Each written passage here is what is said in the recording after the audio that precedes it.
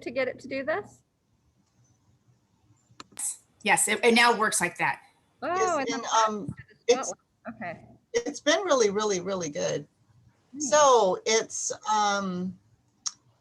more people are coming in. So that's great. That's great. A little bit more time.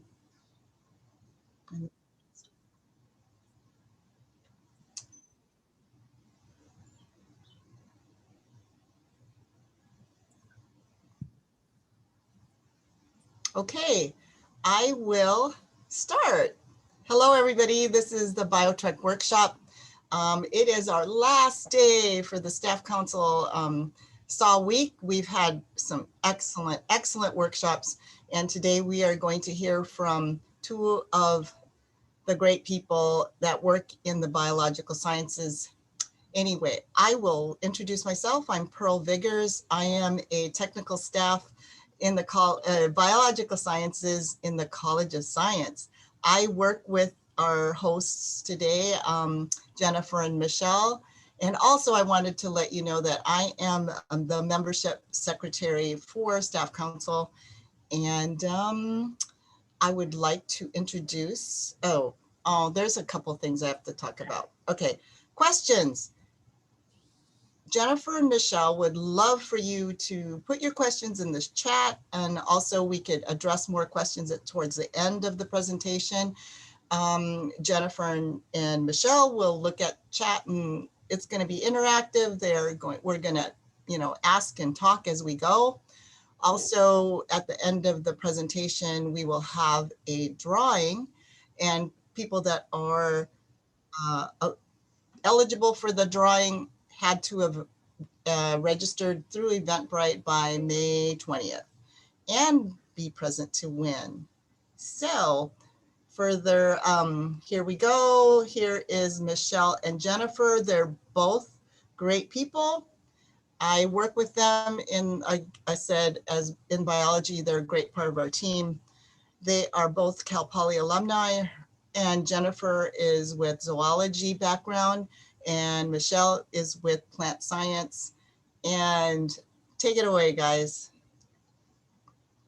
Hi, everybody. Welcome. This is exciting. This will be our first workshop virtually for staff appreciation, so that's really exciting. Michelle and I have been playing with the virtual format all year. Actually, at the beginning it was a little rough, but we've worked out quite a bit. Michelle and I are here most of the time, 3 to 4 days a week throughout the whole year, and I primarily manage the care of the live animals. We have about 60 different species in the biology department of live reptiles and amphibians, and so they need a lot of care. So we're here all year. And then Michelle, she's managing our huge amount of garden space that we have. We have, what I'm standing in right now is an indoor rainforest garden just outside of our building, close to building 4. It's building 4A. There's a big greenhouse over here. Right outside, there's a big, giant native garden. It's all California native species, our Ethnobotany Garden. And we also have a Mesozoic garden. If you're driving along University, between building 2 and building 3, you've probably seen it. Looks like there might be a dinosaur hanging out there. And that's on purpose because all of the plants there are representative of the Mesozoic. And where Michelle's standing right now is our newest garden that we're very excited about, and we haven't been able to share it in person very much because shortly after its grand opening, it wasn't long after that we kind of all got kicked off of campus. So she's at what's called Project Blue. And this is over by, it's A lot, right? The parking lot back there, I think it's A lot, behind building 1. It's native species. We're highlighting, well, I can let you talk about it. Do you want to talk about what Project Blue is while you're standing? So Project Blue is right here. So this is another native California plant garden that we have on campus. But this one specifically uses the natural seeps that we have on campus. So we actually have like a little creek running through it, or natural creek. And this is one of our newer projects. A lot of students worked on this. Including me, I was a student when I worked on this initially. And it's just a stunning garden that not a lot of people know about. It's behind Project One, like Jen said. And it's a great little area, you know, for like a little break. We have this little circle behind the camera, and we have tables so you can kind of like chill out. We have a lot of shade right here. And it's just stunning. I mean, when we first started working on this, we took out a bunch of invasive plants, and then we started putting in these beautiful natives, and they've just taken off. So this is a really nice space that is open to staff and students to use. And yeah. Are you able to point it at the tables, the solar? Sure. Yeah. So yeah, we have our solar charging areas right here. So we have like USB that you can put in here to charge your cell phones. Yes, it's a natural creek, Denise. And yes, we have it all around here. And then let's see if you can see. So this is kind of the start of it. And it runs all along here. And this is our natural little system we have here. Let me show you. So here's I don't know if you guys can see that. Oh yeah, there we go. Yeah, right in here. And we actually have a lot of little fish in here that swim in these really shallow pools. But yeah, the yerba mansa right here, this white flower, I don't know if you can really see it that well, but it's just taking off right now. So yeah, it just kind of goes all the way up there. Yeah, this is a really, really nice spot. Yes, and So another question. so this is a pretty nice spot. I've seen several staff members that told me before we were all kicked off campus, they would go eat their lunch there. It's really relaxing. You hear all the birds that come hang out. Oh yeah, it's There's beautiful butterflies right now, in by spring far. especially. So it's a really nice spot, right behind building one. Yeah. Okay. And I think I'm going to go ahead and share our PowerPoint, Okay. just one of the screens, unless we have more questions about Project Blue while you're there. No, we could just talk about how like it was built with the service learning and internships and all that.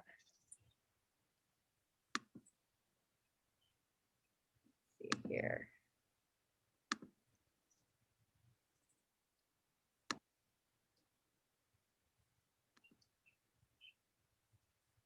There we go. Here's a couple of pictures. Oh, nice.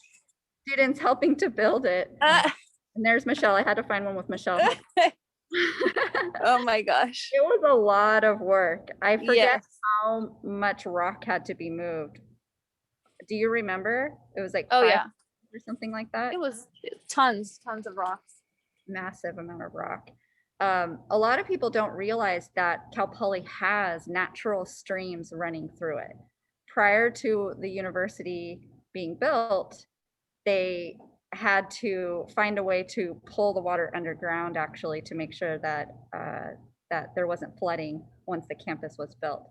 So 1,000 years ago, because of having so much natural water running through this area, we have lots of oaks growing here. And this is a place that the Tongva would come and visit yearly to collect acorns actually, because of our natural source of water and natural source of plenty of acorns with oaks. And they found, through excavation, they found metates. We have some of the metate stones upstairs in our museum of, I forget, do you remember the one that we have up in the museum here, how far back it's dated, Michelle? Oh, I'm not sure, but I know it's huge. It's that And- really big one we have, right? Yeah, I'm not sure of the date. Yeah, and so those are stones that are used for grinding acorns, and they create a smooth dip surface. It looks like a bowl inside, and that's from use over and over of grinding acorns. These rocks are really big, so you don't move them with you. Tongva would come and visit, collect acorns, do their grinding on site, and then they bury the metates underground. And so there's been 3 of them found on campus, which is pretty cool. And part of that is because of that natural water source that we have in this area. We just don't see it because it's all been pushed underground. If you go in building 1, you can hear the water flowing though. And I see lots of chats here. Is that why it used to flood all the time? Yes. Yeah, there was previous flooding. I've heard the quad flooded pretty badly at one point before they pulled more water underground. It just filled with water. I'm gonna head back to where you are, Jen. So I'm gonna take off from Project Blue. Sounds great. Well, since I'm here, I think I want to share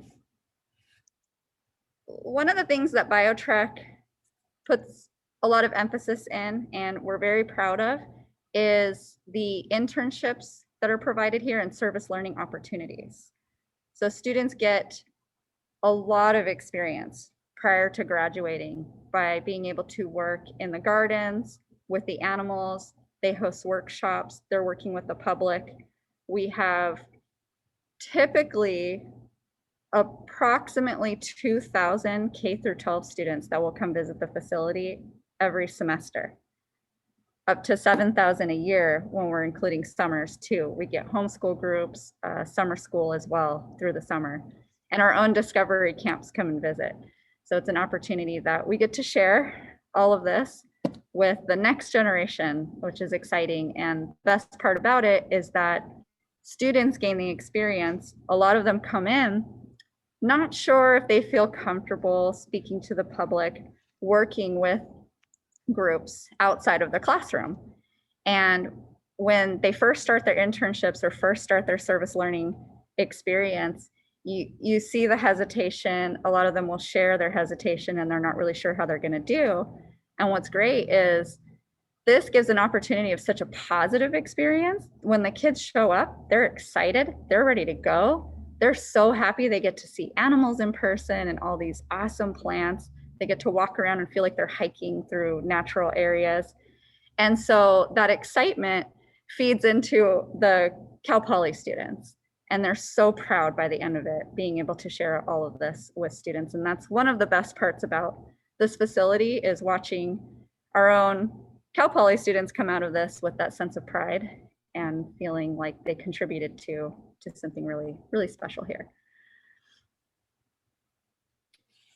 I'm gonna stop sharing here. And I don't want to leave you while I go get an animal. That was one of the next things, but I have one of them out. I'll share Charlie with you. So bear with me.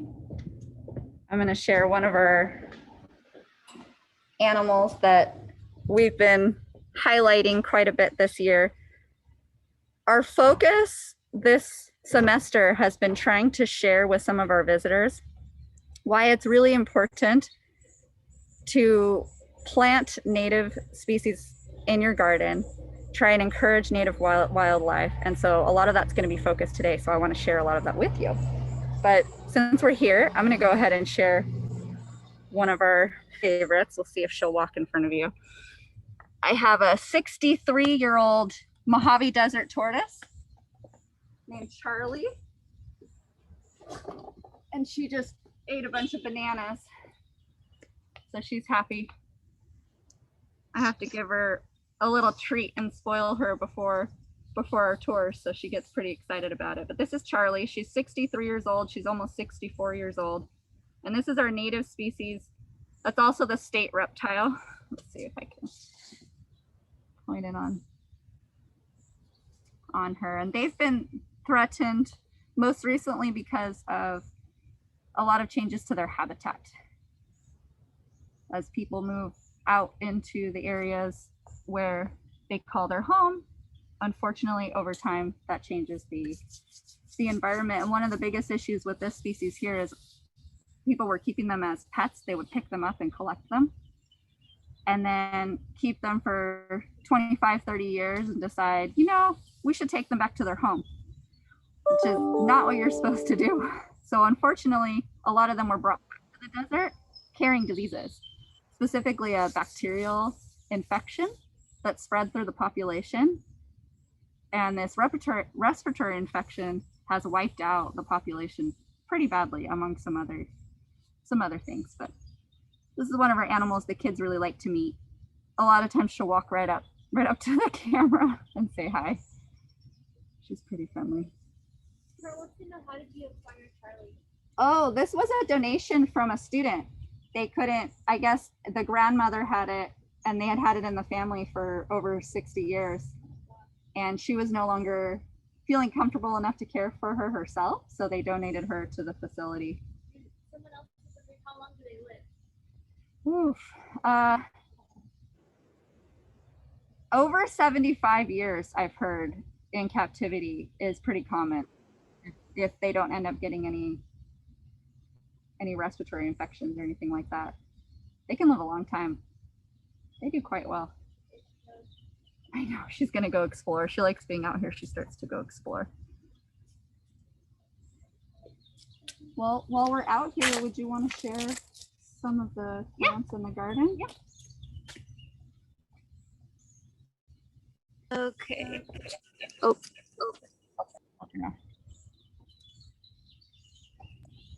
Okay, hi everyone, I'm back near the Ethnobotany Garden.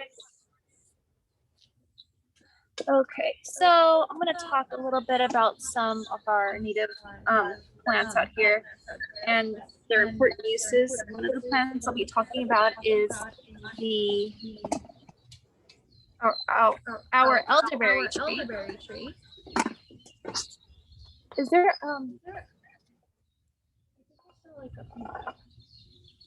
is there feedback? Can we hear? Yes, there is. Yes, there is some feedback. Is it?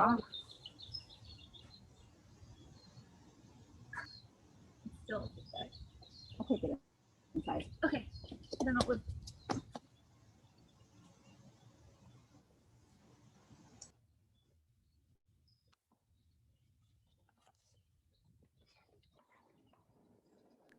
Okay. Hopefully it sounds better now. Yes, sounds great. Awesome. Okay. So I'll be talking about the elderberry tree that we have.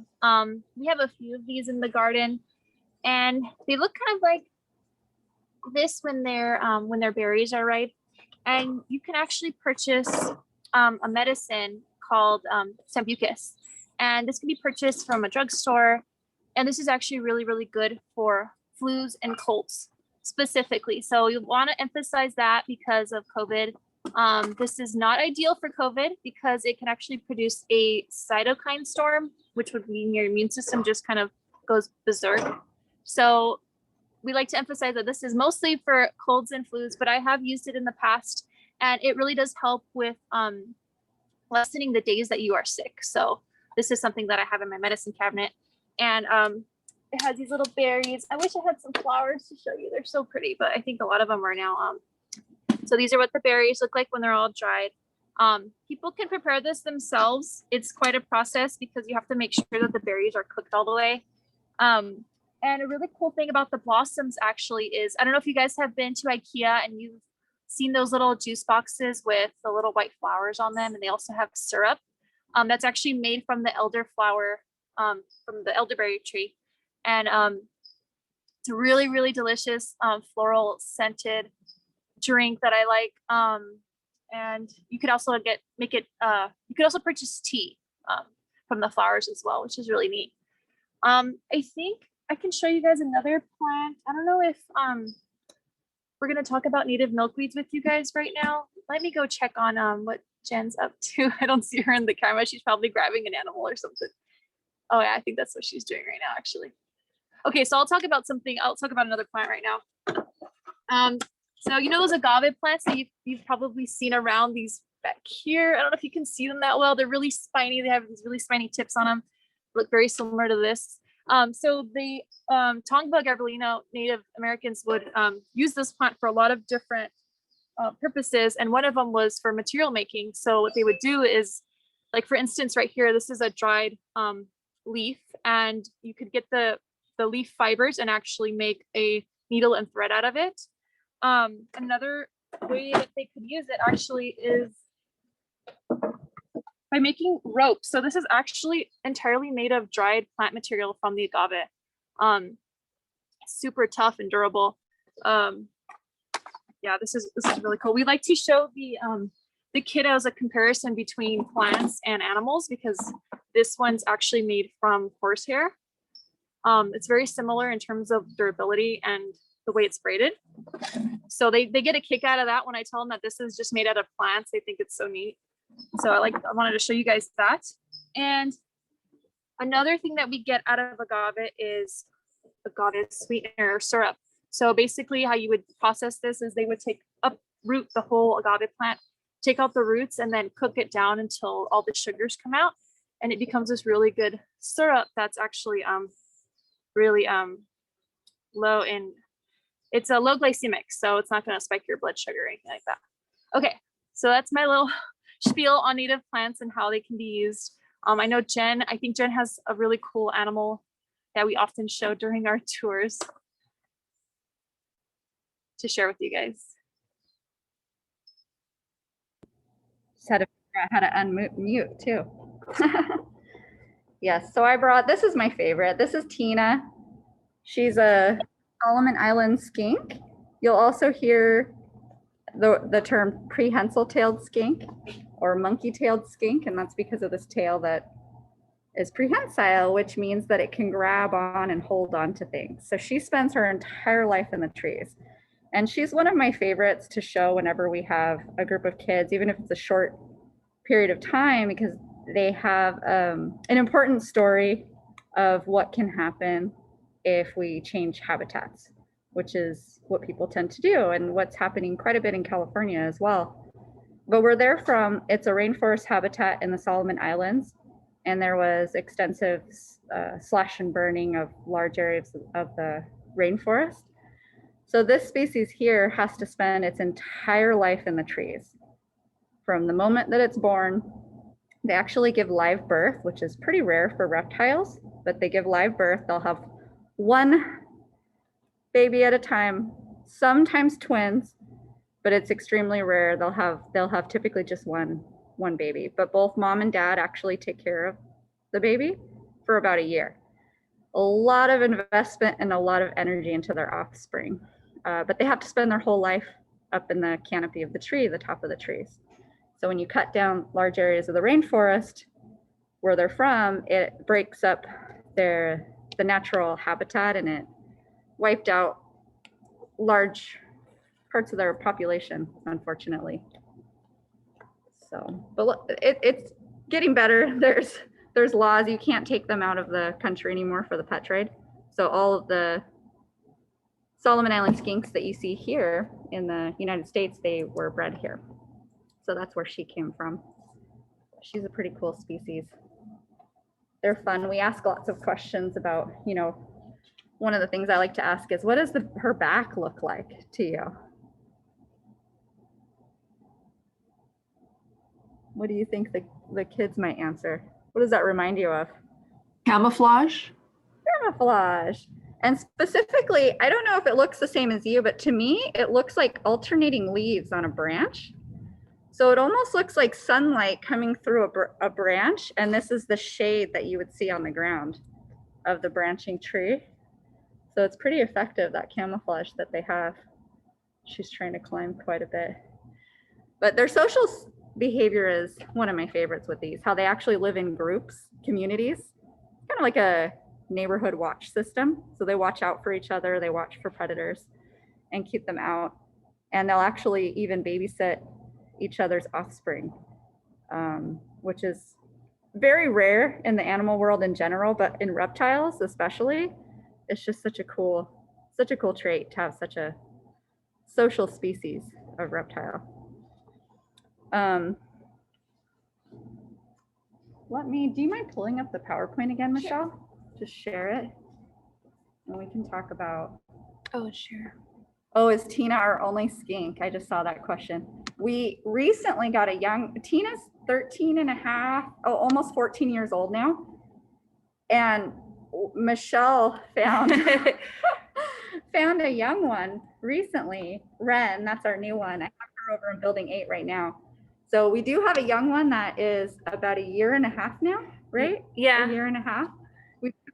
So we're really excited about that. Yeah. That was a good find this year, and we were able to use some grant funds I don't know how to move for this. her. Oh, there What we does the chat there we go. say? I just saw it pop up.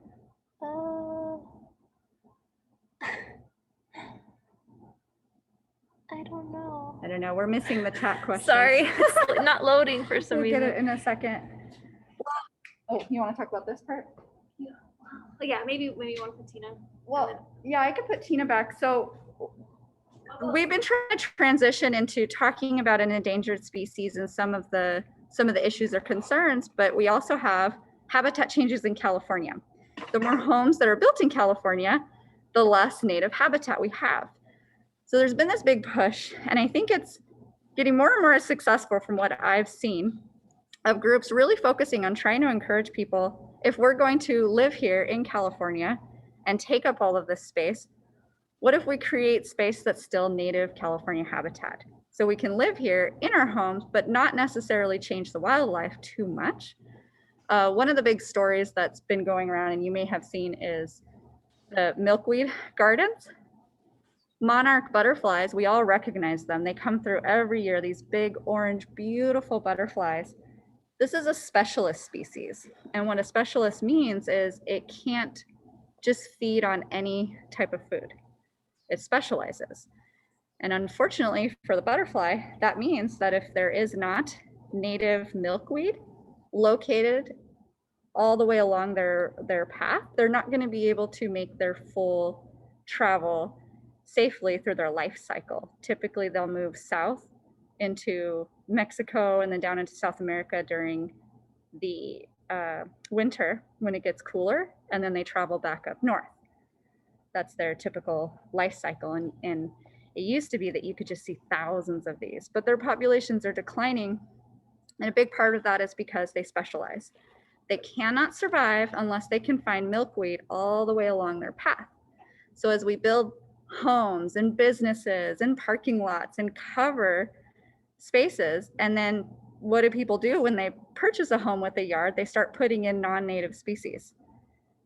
For the monarch butterfly, that means that they can't find the milkweed to make their natural pathway.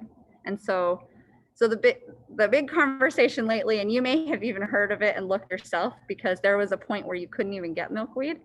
This last year, there were so many people, which is an exciting problem to have. And I think that the information is starting to get out there. If you plant these beautiful milkweed flowers in your garden, Michelle's, I think, walking over there right now. Are you at the milkweed right now? I have our native one right here. Oh, beautiful. So if you're looking for some pretty flowers for your garden, this is a great one. Get some native California milkweed, not the tropical species that you'll see at Armstrong Garden with orange flowers. That confuses them. But if you get the native California species, you have beautiful flowers in your garden, but you're also helping save these gorgeous butterflies that can't survive without it. I took a picture of some of the caterpillars in our garden. That's what you see here. Late spring, early summer, they start to pop up and they'll feed on the milkweed that we have out here.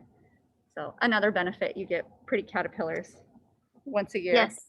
And Gus is wondering where these plants could be purchased. So this is actually purchased at Tree of Life Nursery near San Juan Capistrano. And there is the California Botanic Garden that's located in Claremont. They sell a lot of native species. We have Theodore Payne, which is Theodore Payne Foundation is actually located about maybe 40 minutes from here, from Pomona. And that's another native plant nursery. There's a few in LA as well, like really small native plant nurseries. So I know that I feel like milkweeds are kind of becoming a big thing now, especially the native ones. So I don't know about the availability for some of these, but I mean, yesterday we kind of had to beg them to sell these to us because they weren't ready to sell yet, but we saw them and we're like, we need those native milkweeds. So they actually ended up selling these to us. But yeah, there's a lot of local native plant nurseries that sell these guys. Yeah. And as far as the farm store, I'm not sure if they sell I don't think do they sell native plants? I don't even know if they sell native plants. I Do you have know, Jen? seen them there. No, Yeah, no. We that's should too talk bad. there, see if we can get something going. Yeah, Yeah, we can help out. yeah.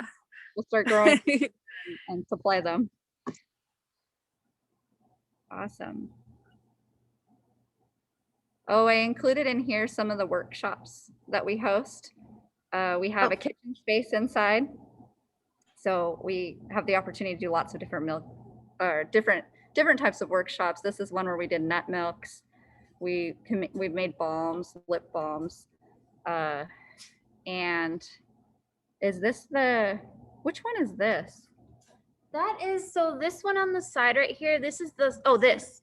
I think this is echinacea. Oh yeah, this that's is the echinacea. Yeah, the echinacea root. That's when we So did that. yeah, we did a workshop on that tincture on how to make that. It's actually, when you put it on your tongue, it has this really weird numbing sensation. It's kind of weird at first when you try this out. Yeah, it's definitely different than like a tea or something. The tea doesn't do that because the roots are where you get that numbing feeling from. Sauerkraut's super popular too. Everyone likes to mix that up. And then just since we're on the topic of some native species, I also like to mention keeping a lot of native plants or in your garden or at your home encourages other beneficial insects. I know a lot of people are hesitant about spiders sometimes. I get it with our widows, that can be scary, but these are one of my favorites. It's called an orb weaver. They're big garden spiders, but they make these big, beautiful round webs every year. And they catch a ton of flying insects, including mosquitoes. And I don't know about you, but I'm over the mosquito bites these last few years with that non-native species that came in. I don't know, probably about 7 or 8 years ago, right? And they can bite you multiple times. I can't handle the mosquitoes, but having these big garden spiders reduces mosquito population. Dragonflies love to eat mosquitoes and mosquito eggs all day. That's all they do. So dragonflies are awesome. And then of course our pollinators, bees. The native plants are going to increase the number of native pollinators that you have. We have over 1,000 species of native bees. And our native bees in California that a lot of people don't even realize are here are not aggressive. They don't live in social groups. So unlike the European honeybee, they're less dangerous to have around, and they're better at pollinating. So another benefit of having our native plants. And just because I'm a reptile person, I had to include this as well. But some snakes and lizards that are really helpful. I know some people that have had king snakes or gopher snakes in their backyard, and they love it because it's good rodent control. The king snakes specifically, a lot of people don't know, they eat rattlesnakes. So if you're hesitant about rattlesnakes, these snakes right here are actually really nice to have in your yard because they can eat them and they keep them away, but they're not venomous. King snakes are not venomous. Other lizards, like this alligator lizard, will live in garages or behind trash can, eat insect spiders all day. And then I wanted to include the western fence lizard here. This is one of my favorites.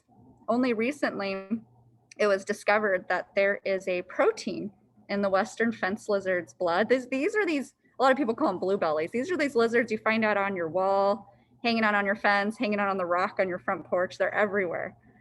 But they have a protein in their blood that kills the Borrelia bacteria, which is the cause of Lyme disease.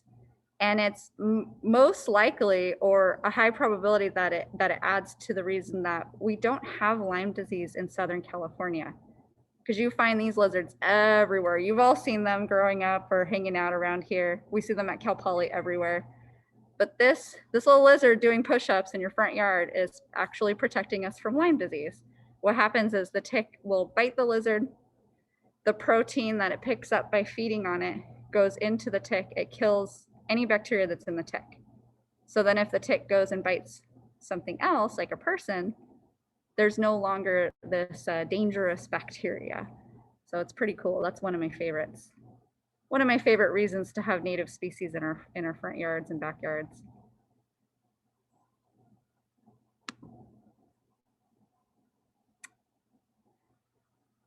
I don't know if I'm missing any questions. yell it out to me if I am.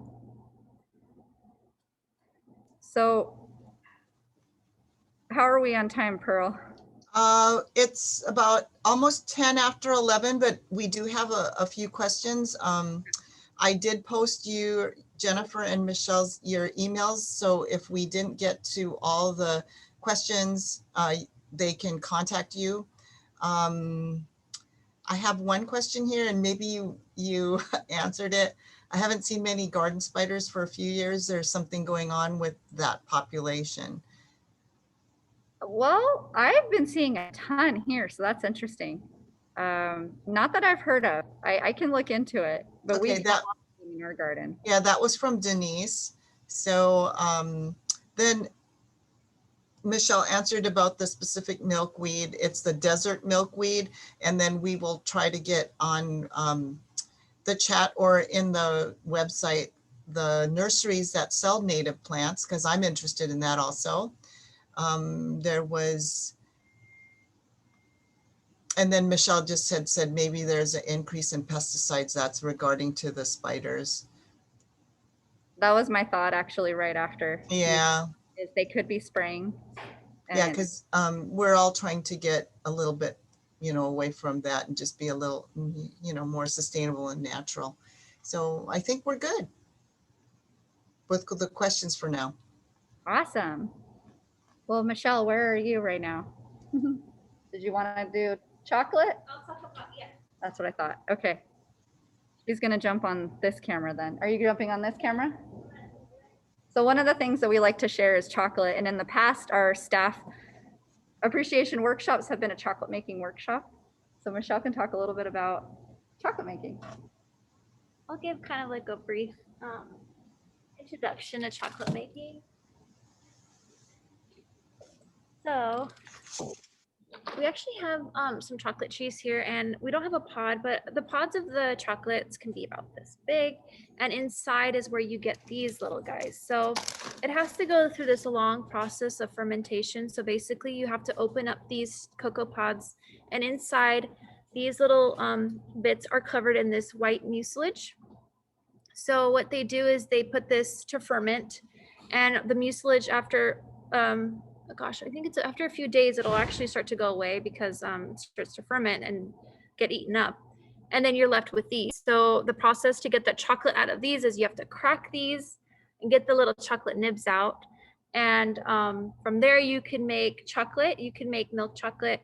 That's also how you get cocoa butter as well. It comes from the fats of the process of making chocolate. And since Jen was talking a little bit about insects, I really like insects, so I love talking about them. And I wanted to point out a really important insect that we typically, ask the students, for the virtual tours, do you guys like chocolate, and do you like insects, and what do you think of insects? And we try to emphasize the importance of this one in particular, which is called the chocolate midge. It's this little guy right here. It looks like a little speck. Oh, there we go. So this is actually the chocolate midge, and it's super important for pollinating our chocolate flowers. Oh, and so we like to tell the students about the importance of these little guys. If you really like chocolate, these are really important. And then so Jen brought over a large bag of these. We have plenty of chocolate for when everyone's back. Yeah. But these are our big bags that we get it in. For some chocolate making. And we get a description of exactly where it's from, Yeah. some information about trade, and some of the flavor profiles as well. It's interesting, the descriptions, it reminds me of wine tasting. Right, yeah. They're so specific. Yeah, or coffee, it'll say this kind of- Marcella's asking about the cocoa plants. Do you know where we can buy them? And then maybe even share, I think, don't we have, there's a plant, one of the coffee plants. I'm sorry, that's a whole different thing. Anyway, that's what Marcella was asking about cocoa plants. Yeah, they probably have to be purchased from, Those are probably harder to find. yeah, actually. they're probably difficult to find. Maybe, We grow coffee here though at our greenhouse. yeah, we do have coffee in here that's growing, but for the chocolate, I'm not sure actually where we purchase that. I'm sure it's like a specialized type of plant. I did want to show you guys one more insect. I think we have time. Yes, we have Another time. insect that I like to show are these guys. So, gosh, they've gotten so big. Okay. So, come on. Okay, so we like to show them these awesome leaf insects that we have. These are native to Asia and Australia. And the females typically get to this size and they look more leaf-like than the males. The males look more similar to stick insects. They are in the same kind of family. And they have these wings in the back, the females, but they actually can't use them. They're kind of like a sign of maturity. So she's pretty old now because she's developed these wings. So fortunately, she can't use them. So that's why we can use them during the tour. So they're not, flying around everywhere. But yeah, this is another little creature that we like to show them during our tours, just to show them how neat they are and how they can camouflage so well with leaves. And specifically this one right here, you can see on the back side, it looks like another animal has, kind of chewed on her, and that's a really good way to kind of camouflage for them. And they also tend to get these little brown bits along to kind of look like they're like old leaves. So yeah, that's one of the other cool little insects we like to show them. And then by the end of the tours, they typically, if they weren't really into insects, they start to get a little excited about them. Well, that's my insect show for today. Are we all good, Jen? Are they related to praying mantis? No, they are not, but they look very similar. They look very similar. Yeah. They're more related to stick insects. I've seen those. It's getting warm in here. That's one of the things about working in a greenhouse. You get all the humidity, and as soon as it starts warming up, it's pretty hot. Can you let everybody know the humidity and the temperature that you're in right now? Ooh, neat. Do you want me to go? Yeah, go grab the thermometer. Let's see. But it's warm and warms up, and I shouldn't even complain because it's nothing like how it gets in the summer. When it's over 100 degrees outside, it's pretty awful to be in here with the humidity. This is 81. Oh, that's because it's And there's cooler in there. 52. Yeah, but it feels hotter than. It feels about 90 right now, but then almost 80% humidity. So it sticks to you after a little while. It's all part of the experience. It's fun. So if anybody, I did want to mention, if anybody was interested in, I know some faculty like to teach outside, so we have teaching classrooms, but then we also host workshop spaces. So if you work closely with clubs or you needed a specific workshop space, BioTrek pretty much checks out assigned spaces for use on campus. All you have to do is just designate the space and time. And you talk with Dr. Ed Bobit. We can share his information, but the request is actually on our BioTrek website. So any requests for using any of our spaces, that includes the outdoor Ethnobotany Garden, our kitchen space. We have a museum space above that's nice to host classrooms if you need an indoor space. Every year we have someone that shows off his birds. He brings in falcons and owls for a bird rescue, so they use that indoor space. There's a few questions on the chat. Oh, are we allowed to visit? So right now, because it's an indoor space on campus, we're not open to the public. So we're not allowed to have any visitors at the moment. And I haven't heard anything about any changes. But they're allowed to walk on the grounds? Yes, Outside? outdoor spaces, from what I've heard, and I've talked to the police department about this, we're technically an open campus. So outdoor spaces are fair game, but you can't go inside the buildings currently with the restrictions in place. So. It's a nice place. And then did I miss any others?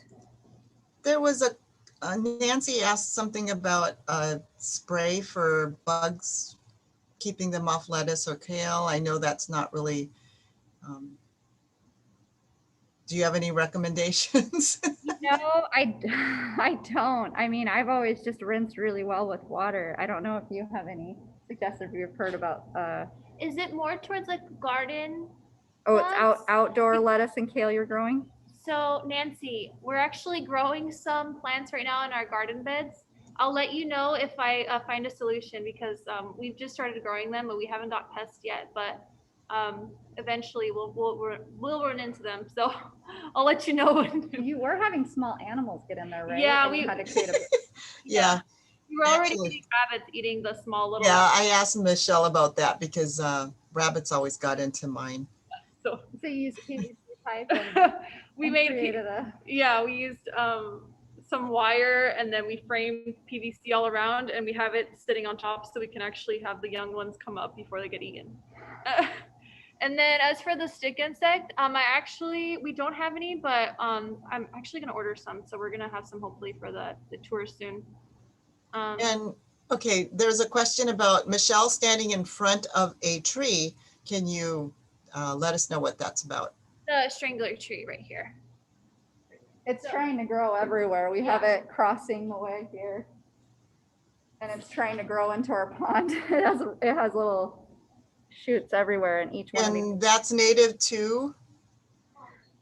Where is that one located? I don't know specifically, but it's Asian rainforest. Yeah. That species there, but I don't know the exact location for that. Okay, no, that's good. That's good. That's a fun. Okay, Yeah. I think that's the questions for now. Did you and Michelle wanted to say closing thoughts, and then I was gonna say thank yous. We're just excited to have you visit and we can't wait to see you in person, but definitely reach out if you think that you could potentially utilize any of these spaces in the future, and we'd be happy to help in any way we can. Absolutely. With fun too. These two people are very excited about all the, that BioTrek has to offer, the Ethnobotany Center, and wow, there's multiple places on campus that you are running around. And I want to say our special thanks to Jennifer and Michelle for doing this and informing us and letting us know all what's on campus. There's a lot of things on campus that I like to visit, and I like walking through those streams. So thank you. And I wanted to let everyone know that's here at the workshop. Thank you for attending. And we appreciate you. And there's 2 more workshops today. One's at noon and one's at 1:30. And I think I'll turn it over to Stephanie, and she's going to do the raffle. All right. Thank you, Jen and Michelle. I'm always so proud. I work in College of Science, and I'm so proud when things like that are shown off and you realize how amazing everything is. Okay, I'm going to share the screen now. The wheel of names has been set up now. I apologize. I'm on a 15-inch laptop right now, so I have to hide stuff so I can make sure this works. All right. We had a total of 41 people who registered by May 20th, and I'm just going to click it.